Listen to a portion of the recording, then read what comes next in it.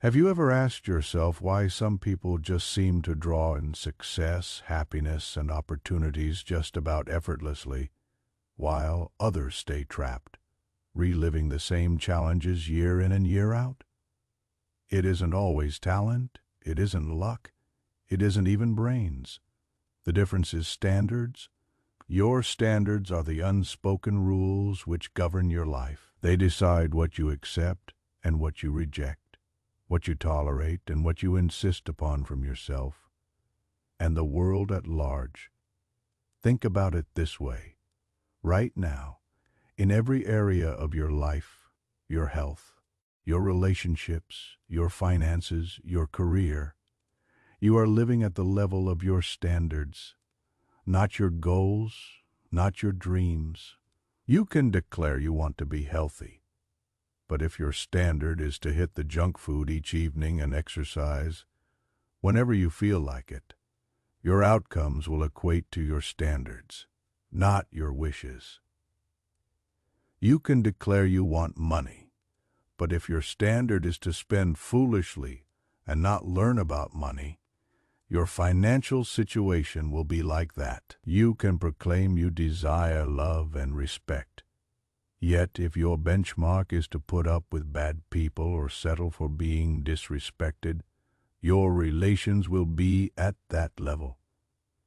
Here is the unpleasant reality. We don't receive in life what we desire.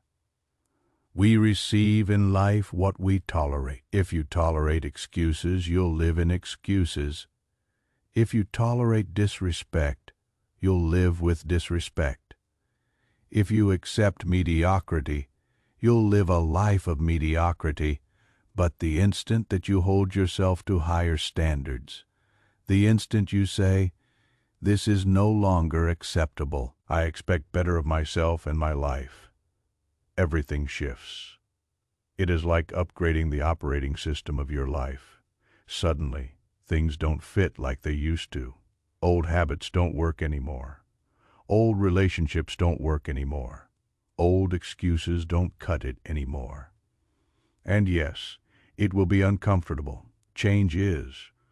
But consider this, comfort and growth cannot. If you wish to have a better life, you cannot maintain the same standards that gave you the one you have today. Let me provide an example in life. There are two workers who both work for the same firm. Both are seeking to advance. The first one says, "I hope my supervisor sees me. I hope I get a promotion one day." Their benchmark is merely. The second worker states, "I will go beyond. I will become so valuable that this business cannot overlook me." They work late, acquire new skills, and fix things other people shy away from. Their goal is excellence, not mediocrity. Who do you suppose gets promoted? Who do you suppose receives new opportunities? Life rewards the individual who will not compromise. Here is the truth. All breakthroughs you want, whether in health, wealth, love, or success, start with elevating your standards, not elevating your wishes, not elevating your hopes, elevating your standards. Because when you elevate your standards, your behavior instantly changes. And when your behavior changes, your results have to change. Sit down for a second right now. Reflect on one part of your life that gets you frustrated. Perhaps it is your health. Perhaps it is your money. Perhaps it is your relationships. Ask yourself, what is the standard that I am holding myself to here? And is it helping me likely? You have been operating below what you are truly capable of. But this is the powerful part. You can do it today. You don't have to get permission from anyone. You don't have to wait for the ideal timing. You don't have to have every detail resolved. You merely have to choose. From this moment on, I will no longer accept anything less than what I am really capable of. That choice is when life starts to curve in your direction. Because here is the truth that most people never know. The world doesn't give you what you deserve. It gives you what you demand through your standards. So if you wish to attract a higher quality life, don't just create greater goals. Create higher standards. Now that we've set the authority of standards, because, let's be real, it is simple to say, I want better. It is simple to say, I am raising my standards. But the question is, how do you actually do it? How do you escape old patterns, old habits, and old you? Step one is awareness. You can't change what you don't know. Take an honest inventory of your life. Write down the areas that matter most: your health, your relationships, your career, your finances, your personal growth. Then ask yourself, what am I currently tolerating here that I know I shouldn't?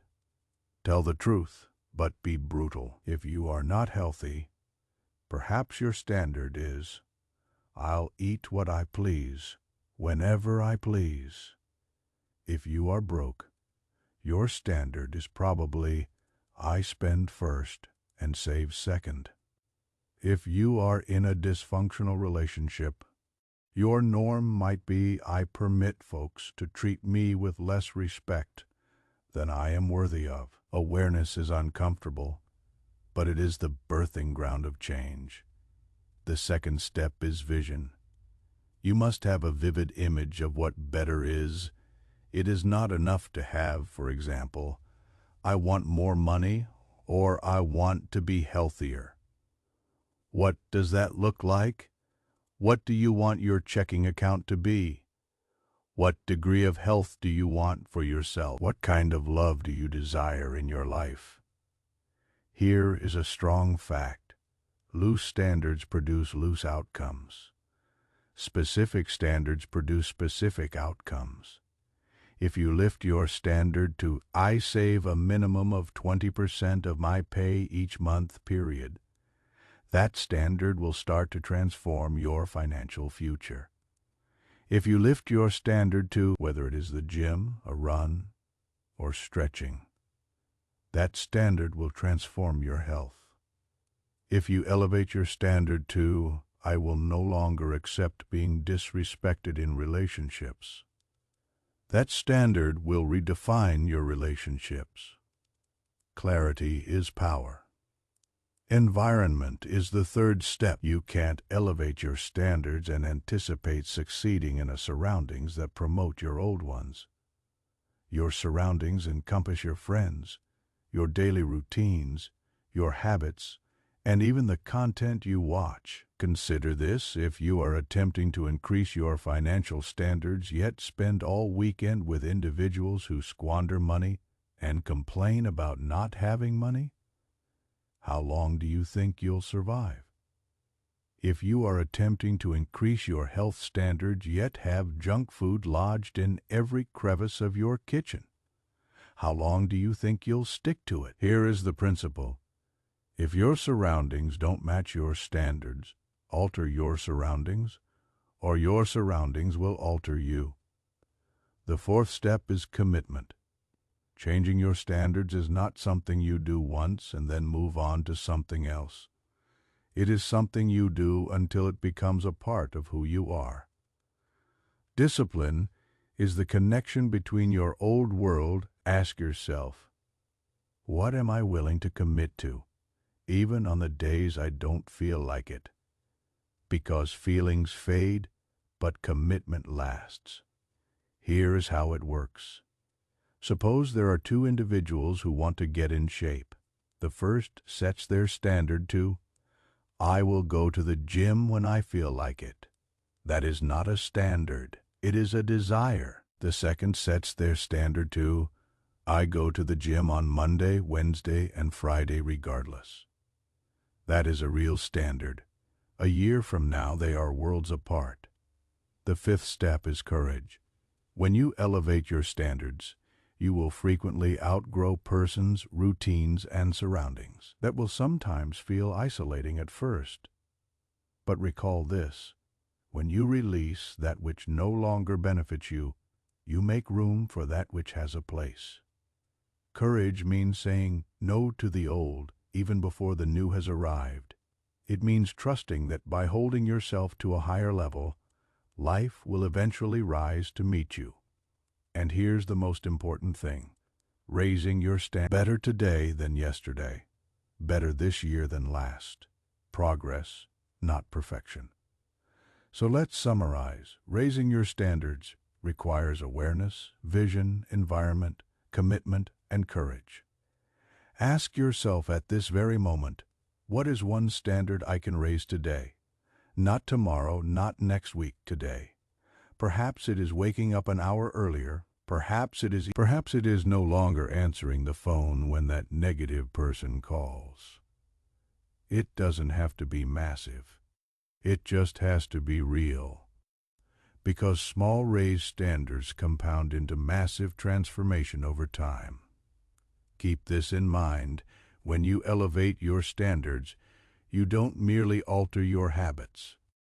You alter your identity. You begin saying, I am someone who prioritizes health, instead of, I hope to be healthy. You begin saying, I am someone who takes persistent action toward success, rather than, I hope to be successful. It is in that transition, from hoping to being, that change occurs. So don't merely elevate your goals. Don't merely elevate your expectations. Elevate your standards and see how quickly your life starts to rise with them. You know now that your standards create your reality. You've discovered that elevating them is the key to opening doors to growth, freedom, and success. But here's the lovely part. When you elevate your standards, you don't merely transform yourself. You transform what you draw to yourself. Life has a sneaky way of aligning to your energy. As your standards increase, so does the quality of the people, situations, and experiences that come into your life. It is near magnetic. Consider this. Have you ever observed how self-assured, disciplined individuals tend to attract others? Or how someone with high standards for him or herself commands respect simply by being present, without uttering a word? That is not coincidence. It is alignment. The world doesn't award you what you desire. It awards you what you are ready to become. Let's dissect how it operates. When you increase your standards in relationships, everything shifts. You no longer pursue those who don't appreciate you. You no longer accept half-love or poisonous friendships. You no longer settle on crumbs when you deserve the entire meal. And here is the irony. When you quit pursuing, you begin to attract. The individuals who will walk into your life will be those who are on your level, not those who suck it. If your standard becomes, I only let people in my life who respect me, encourage me, and inspire me, then anyone who doesn't meet that standard automatically falls away, and that is okay. It is not rejection. It is alignment. The love you desire, the friendships you are worthy of, the community you long for, they are out there, but they will only see you when you lift your standard to their level. Success comes to those who expect more of themselves. Employers, clients, and partners are attracted to those with high standards, because high standards build dependability, consistency, and greatness. Consider two business people. One tolerates mediocrity, adequate service, adequate effort, adequate results. The other has a standard of exceeding, of going beyond, of striving for excellence, even when no one sees. Who do you believe draws in more opportunities? Who do you believe establishes a better reputation? Chances don't occur at random. They are drawn by the standards by which you live. Your standards also determine how you live life itself. As you elevate the standard of your thinking, your energy, your habits, you find yourself perceiving abundance where others perceive lack. You find yourself feeling gratefulness where others feel entitlement. You find yourself living on purpose rather than drifting through. And the quality of your inner life will always surface in your outer life. Raise your mental standards. What you permit yourself to think, ruminate on, and believe, and your outer life will start to reflect it. Remember, if you think average, you live average. If you think bigger, you live bigger. Some will label you too strict, too ambitious, or too demanding. They will seek to drag you back to the comfort zone because your rise endangers their stagnation. But let me ask you, do you want to offend a few people or betray yourself? High standards might cost you some friends, some habits, even some comfort. But low standards will cost you your future. And that is far too expensive.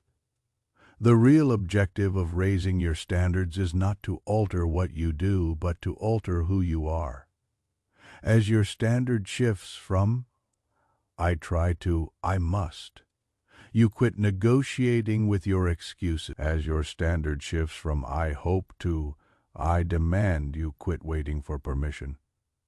When your norm changes from I want to I am, you become the person you've always wanted to be.